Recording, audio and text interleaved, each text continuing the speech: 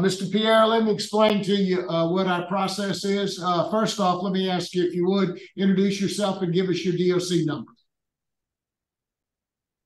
I'm Herbert Pierre. My DOC number is 321310. Thank you, sir. Let me explain our process to you. First, I'm going to read some information into the record. Then we're going to conduct a parole interview with you. Then we'll ask Warden Ambo to give us any input she might have regarding you and your case. And then we'll listen to those who wish to have input. Currently today, here in favor of your parole is Miss Christy Sheremy, which is she is with the Louisiana Parole Project. Mr. Lancaster, who is an attorney here representing you, as well as Miss Charlize Walters,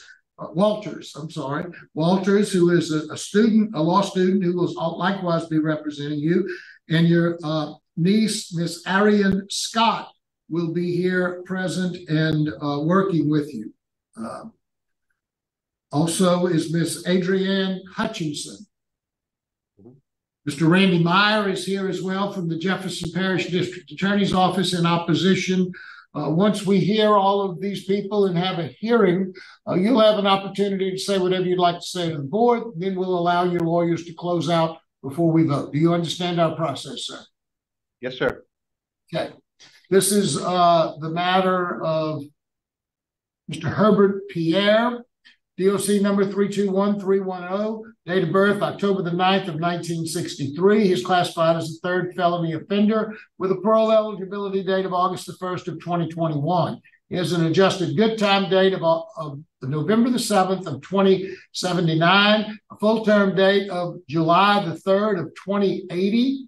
He is currently serving 80-year sentence on the charges of simple burglary of an inhabited dwelling and armed robbery after having been adjudicated a habitual offender.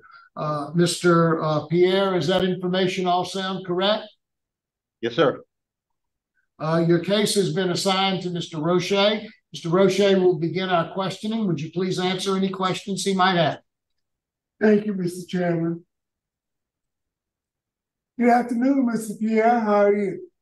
All right, sir. How are you? Good. Mr. Pierre, you're 60 years old, is that correct? Yes, sir.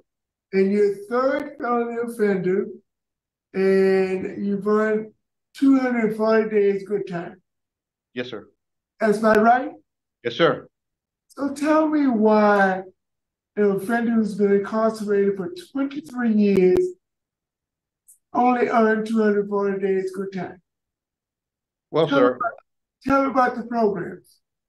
When I first arrived here at Angola, there weren't a lot of programs open to a person that had an excessive amount of time as I did and didn't have a solution to being released. So I couldn't get the programs that I wish I had or would have gotten. So. Okay. I've heard that explanation quite a number of times in the last 8 years. You had a hearing, this is a re-hearing. Your last hearing was on January 21st, 2022, about 22 months ago. Is that correct? Yes, sir. And the reasons why you were denied is you needed additional programs. You have a fair institutional record, and that's been upgraded since your last hearing to good. Law enforcement opposition, and your extensive criminal history.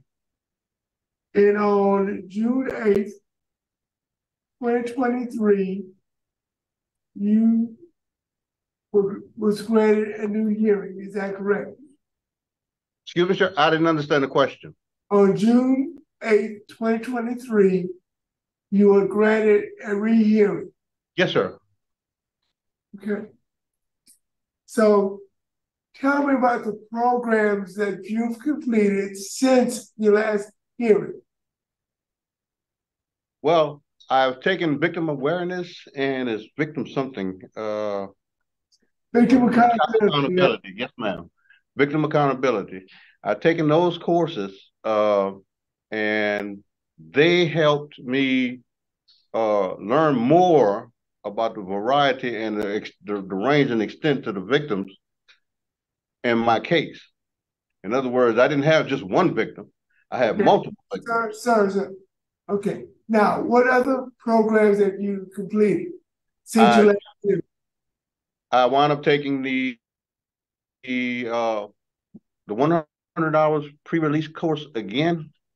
I had that too. Okay. So only 2 good time classes in the last 22 months. Yes, sir. Okay. Are you a trustee? Yes, sir, I am. Which level?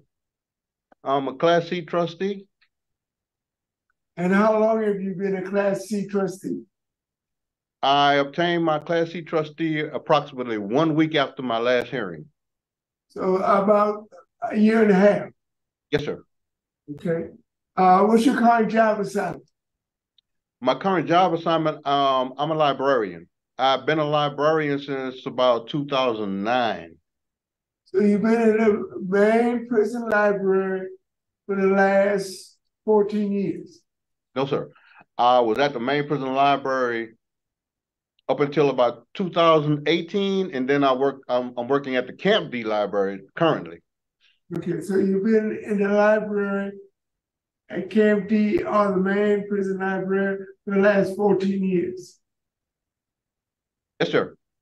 Okay, so 2009, 2013, 14 years. Yes, sir. Okay. Tell me exactly what your job is in the library. Working as a librarian, I assist inmates in basically learning how to read and acquire knowledge that they would have a hard time getting. I also assist some of the physically impaired. I aid them in getting information and stuff that they need. I've had guys that I can say are problematic. They couldn't read or they want to learn to read, and I would start them off at a low-level scholastic entrance. In other words, I would find something. I'd ask them like, what are your interests? And I'd find something that interests them, and I find the lowest scholastic level I could find and initiate reading. So, Mr. Pierre, you're a librarian / tutor. I wouldn't go that far.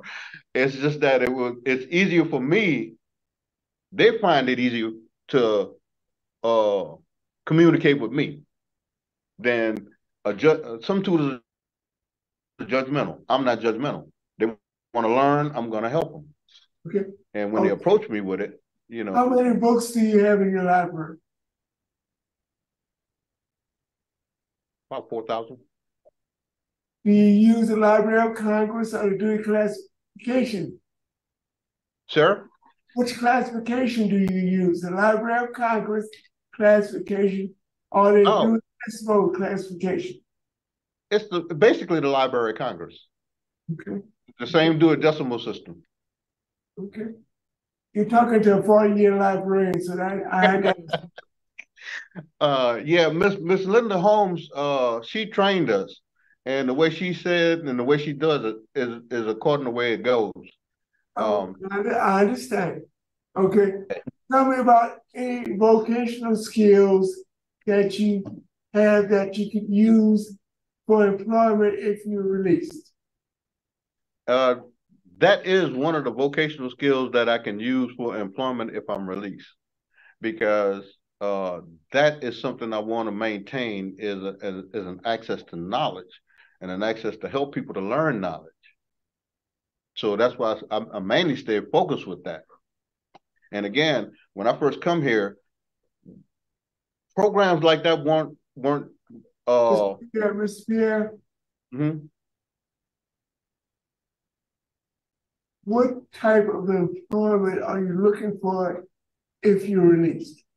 Okay. The employment I'm looking for is general labor, maintenance, anything that's dealing with constructive purposes. Yeah, that's why I asked you about your vocation. Do you have any vocational skills in carpentry, plumbing, framing a house, plumbing? No, sir. No, sir. So how are you going to work in construction? Those those programs were not available to us when I first arrived.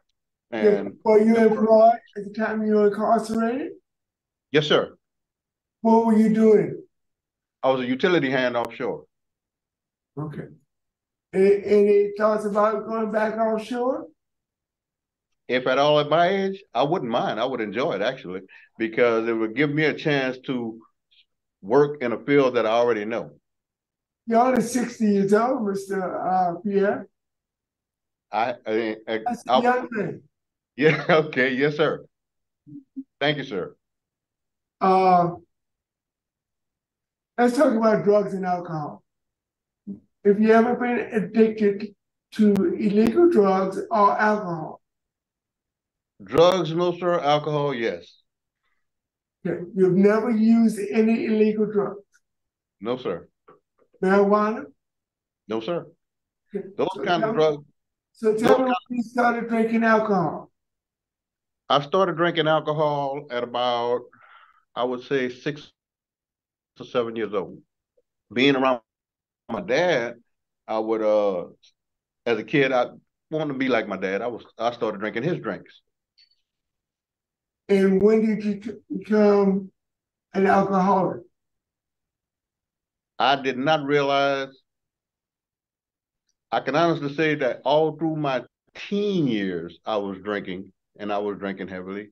Maybe because of peer pressure, maybe because of enjoyment, I'm not sure.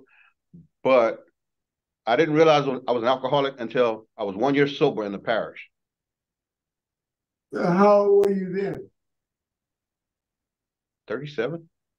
I think 36, 37. So you started drinking at 5 or 6 years old and didn't come to the realization that you were an alcoholic until you were 37. Yes, sir. So at 37, what did you do about your problem? Well, at the time, I couldn't do much of anything because I was in the parish jail. It's when I got here, I had access to I couldn't get into the programs, but I had access to the material. And I started learning more and more of what caused my alcoholism and what I can do about my alcoholism.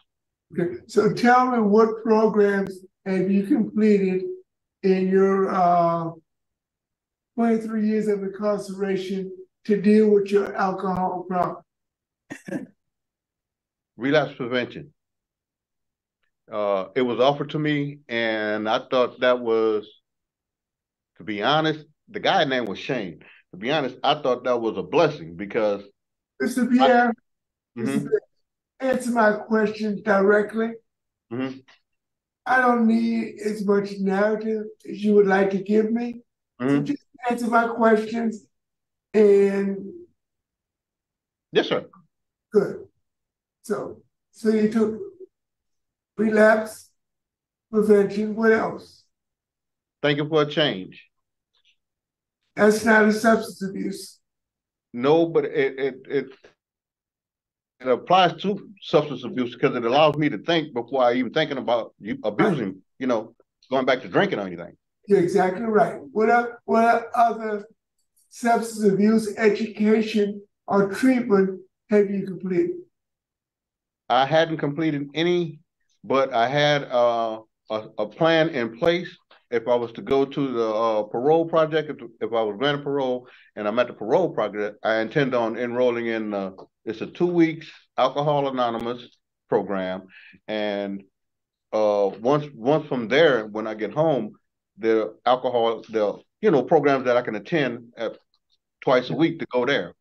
Mr. Pierre, I'm almost sure this came up at your last hearing about your alcohol problem, and you've had 22 months to enroll in a program to start treating your addiction, and you have not. They do not offer it at the camp where I'm at. Okay.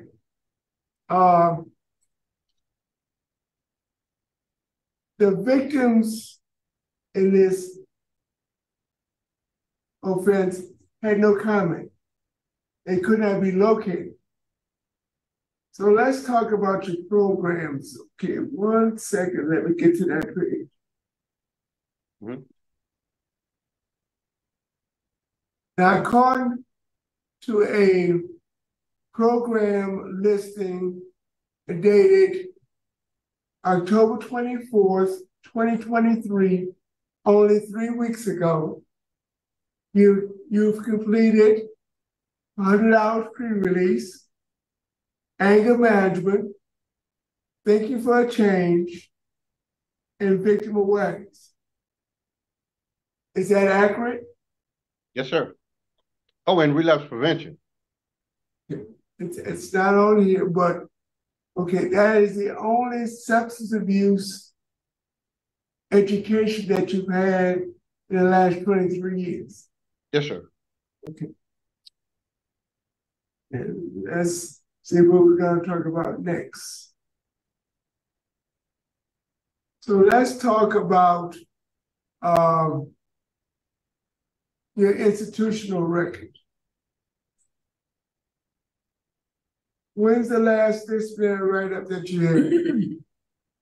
I believe it was November or December 2018. Okay. According to your institutional record, you've been convicted of 3 violent offenses. You have, let's see, you've completed your probation and parole preparation. You have an employment plan, and your residencies at Radcliffe Street in Marrero, Louisiana. Is that correct? Yes, sir. Okay, tell me exactly who you'll be living with and where you'll be employed. I'll be living with my oldest sister. Her name is Kathy Taylor. She lives at, I don't remember that number, but it's on Radcliffe Street. I'll be staying with her. Where I'll be employed is one of my nieces. She's a real estate agent, and I'll be working for her. In Harvard, Louisiana. Yes, sir. Okay.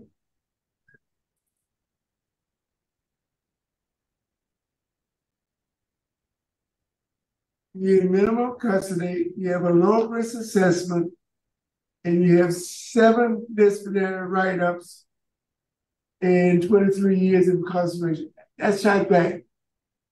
You have a high school diploma. Where from? Old Perry Walker Senior High School. It's on the West Bank of New Orleans, or it was on the West Bank of New Orleans. I know exactly where it is.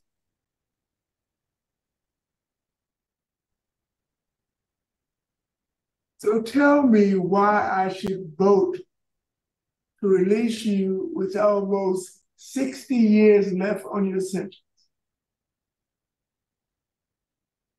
Now you can talk. No, I can't actually. Okay. Well,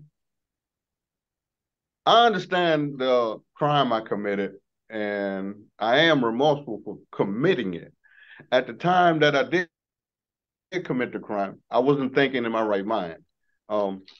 Being sole provider, and I had a good job, don't get me wrong, but when the bills started coming up and the debt started coming up, I wasn't thinking rationally. Now, after, as you say, with almost 60 years left on my sentence, I've learned to, in other words, I have the better tools, what I'm trying to say. I have a better support system to where I know I can be successful out there. I have a reentry plan to continue my sobriety through support of family. And, I've been working hard. And you said that the victim had nothing to say or whatever. I owe, in my opinion, I owe society for my actions.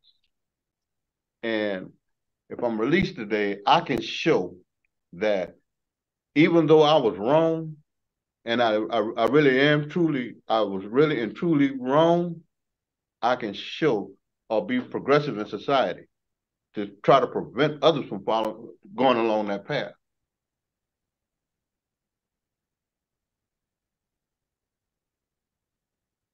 Tell me about the issue in Natchez, Mississippi. You have a warrant, an active warrant, yes, sir, in Natchez, Mississippi. Tell me about that. Well, it was I had a misconception of it. I thought it was dismissed. Apparently, it wasn't dismissed, and I didn't learn about it till I got here.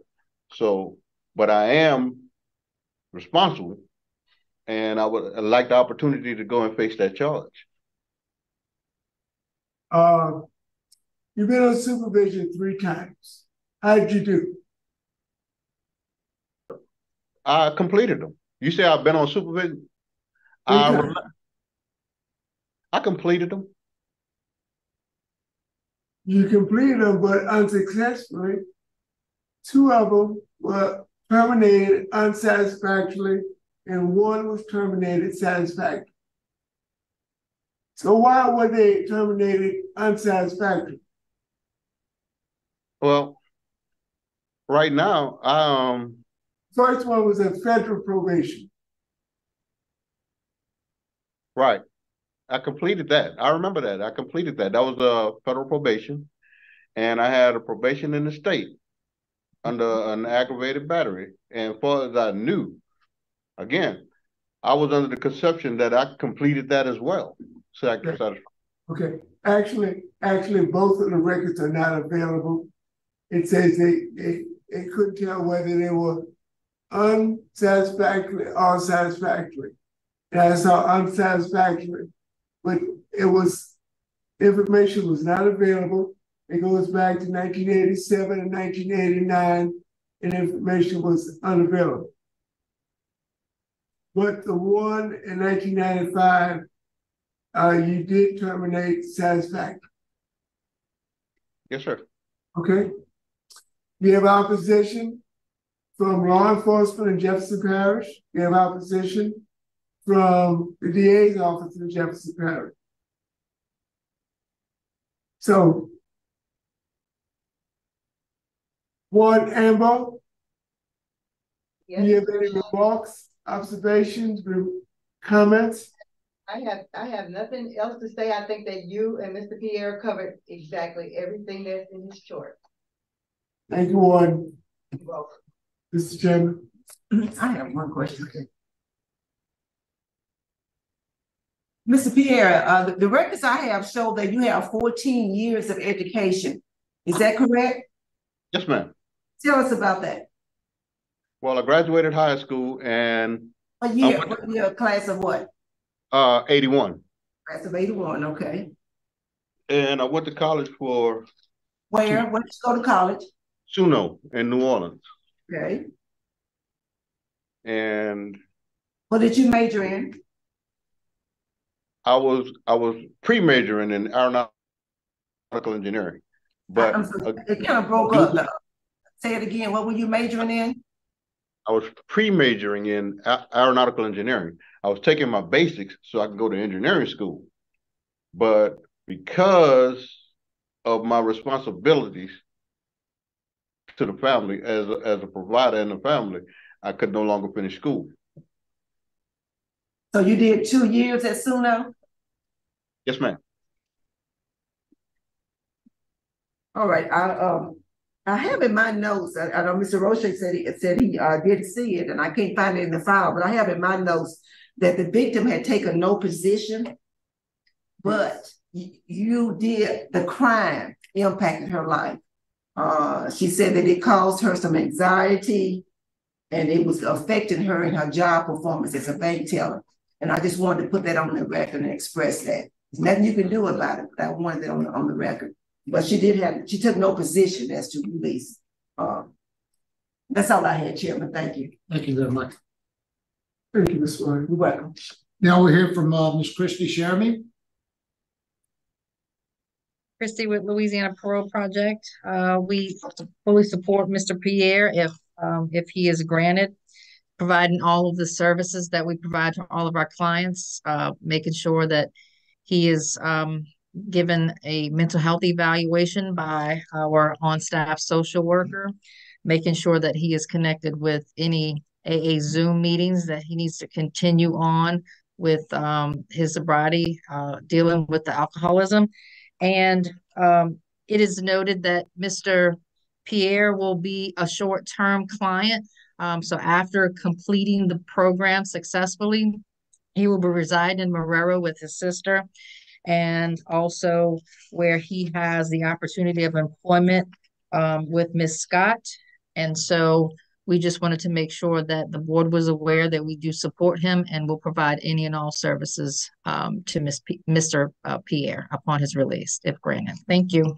Thank you, Ms. Sherman. Now we hear from your niece, Miss Arian Scott. Good morning, board. My name is Ariane Scott. Thank you for taking the time to speak with me today on behalf of my uncle. I want to express that I am here fully and have been since the age of 15. I have supported my uncle with uplifting spirits as just a young girl of writing letters. I am happy and very emotional, excuse me, to be put in a place to provide what he needs. I have a job for him. He will be a porter groundskeeper, 40 hours a week. I'm a tough boss. He won't have it easy. I can promise you that.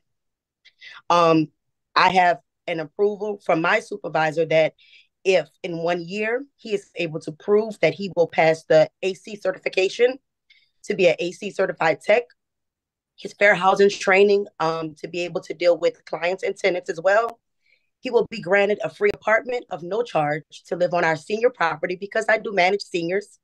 And he's a senior now, even though you guys think he's still kind of young. He is a senior. So he will be able to be with his peers. I personally have a program for reacclimating gentlemen and women that are coming from prisons to be reacclimated into the world, and it's my passion. 95% of the people I hire have been in prison, and I enjoy helping them starting a new life. Everybody deserves a second chance in life is what I feel, if you are remorseful, if you understand your crimes, if you understand what it takes to be a better person. And I am prepared to be with him every step of the way with his sobriety, understand the importance of his sobriety. And we want him to be able to fellowship with family and God again, help me raise my babies. It means a lot that we're doing this today. I pray everything does go in his favor. I appreciate everything. I am literally at your disposal, whatever you need me to provide. My company, Rampart, we're formerly known as Ladder and Bloom. We are a very prominent company in Louisiana. And I literally travel all over the world to help people in his position. And I'm very honored to be able to offer that to my family. So again, forgive me, I'm a crybaby. You guys listening to me today. And if you do grant his release, I will work him to the bone. He won't have anything else to do but to be a good person, to right his wrongs, and to end out the rest of his days the way he should. Thank you very much. Thank you very much, Ms. Scott. Now we'll hear from Mr. Randy Meyer, the opposition. Mr. Meyer. Good afternoon, Randy Meyer, Assistant DA in Jefferson Parish. We're opposed to Mr. Pierre at this point. He was convicted of an armed robbery, sentenced to 80 years without benefits, and is currently parole eligible, but he's, the 80-year sentence, he's only served 20 of those, roughly 20 years. We think there's insufficient time served. Looking back at his history since 86 to 2000, he had about 12 arrests. I think a lot of times people continue doing that because there's no consequences to their actions. And I think that is in part why Mr. Pierre is where he is today. At his last parole hearing in 2022, he was told to have additional programs. Since that time, he's only had victim awareness and victim letter writing. The only programs he's taken were in 2017 and 19, basically pre-release anger management and thinking for a change. I think he definitely needs some additional programs in order to have him prepared for an eventual release. And looking at his prior record while under supervision, it's not that good. A couple of unsuccessful terms under supervision. So for those reasons, we're opposed to his request. Thank you, Mr. Meyer. Mr. Pierre, is there anything you'd like to say before we turn it over to your attorney? I'd like to say that I thank the board for this opportunity to appear before you. And I am truly remorseful for the things that I did. I learned that my crime, it went beyond just one victim. It's like an old saying, a man and a woman can have a child, but it takes a nation to raise them. Well, a man can commit a crime, but a nation will suffer. And I truly understand and hope that someday that I can show that, you know, how remorseful I am for my actions. That's all. Thank you very much. Ms. Walters, you want to close it out for us? Good morning. I want to first thank the committee for allowing me to be present and speak on behalf of Mr. Herbert Pierre. Mr. Pierre had the opportunity to come before the committee on January of last year. And Ms. Wise, you actually served on the panel. And after watching the recording, I understood why he was denied. But today, Mr. Pierre comes before the board ready to be released. At his last hearing, he was asked to do more programming and to maintain his good conduct. And he has done that. He immediately after the hearing, he was upgraded to a higher trustee status. He completed victim awareness and victim accountability letter training. And in doing so, he understood, as he's said before, the impact that it had on not just the victim, but everyone around. He often recounts seeing it firsthand with his family as he watched his niece have to endure something that he committed against someone else. So I do know that the remorse is there, and he has constantly repeated that.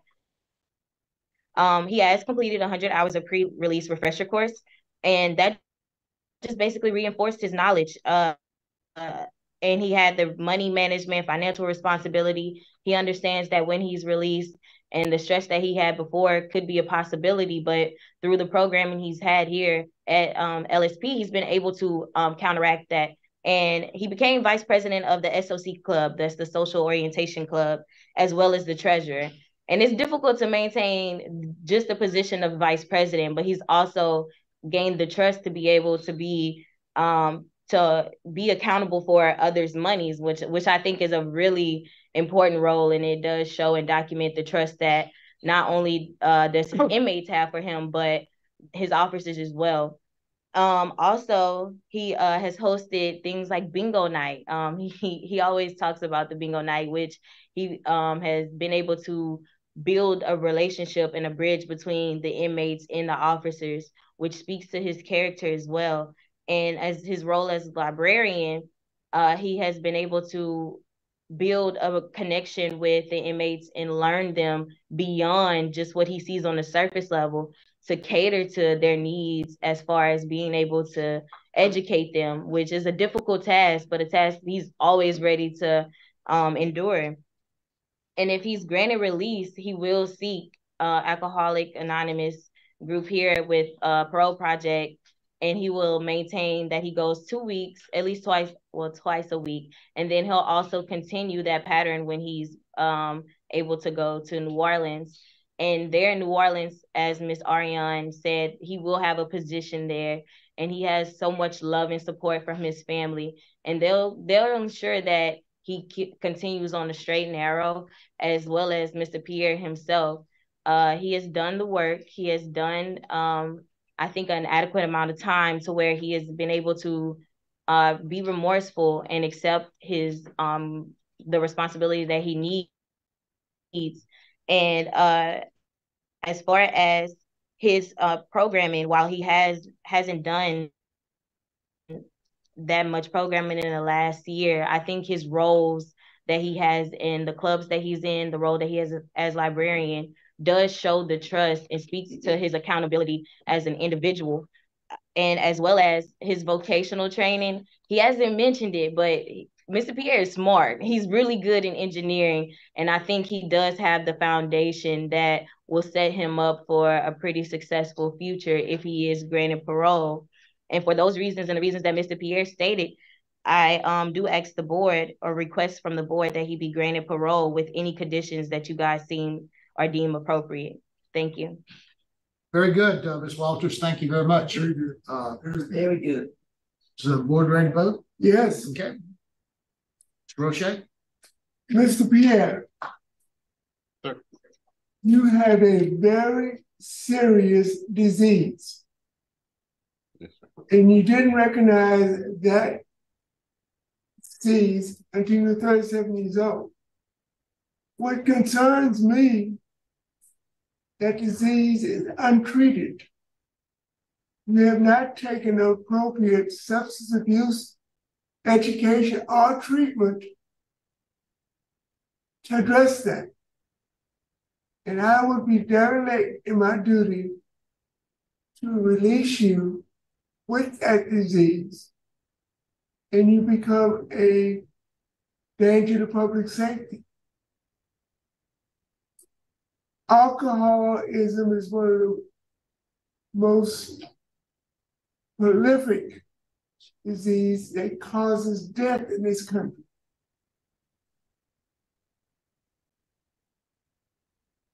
And I will not release you untreated.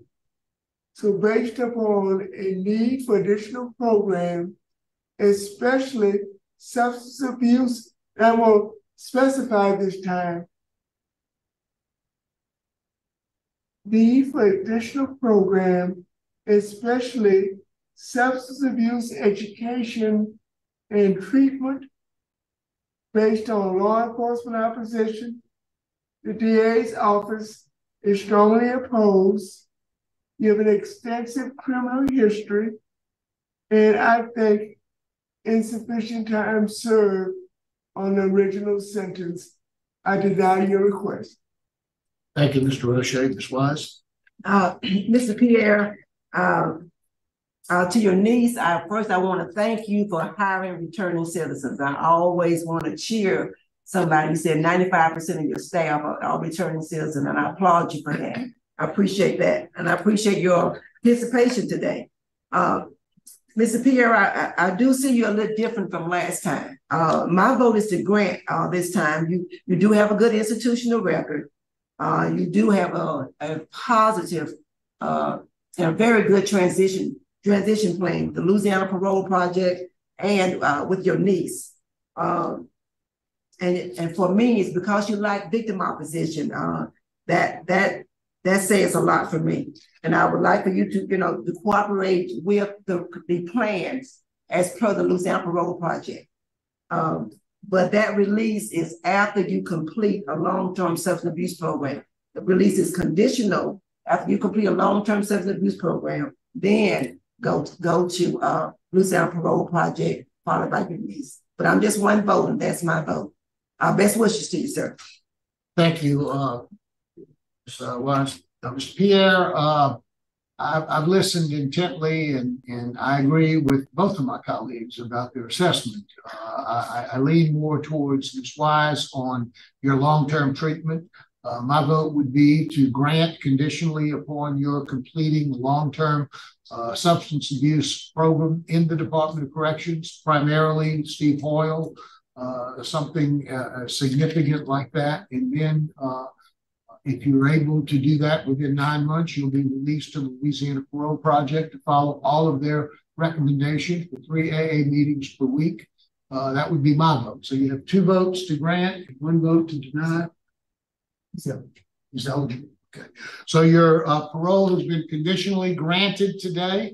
You will be required to complete a long-term substance abuse program. Once you complete that program, you will go work with the Louisiana Parole Project and do at least 3 AA meetings per week and follow whatever recommendations the Louisiana Parole Project makes to you, as well as everything your parole officer tells you to do. Good luck to you.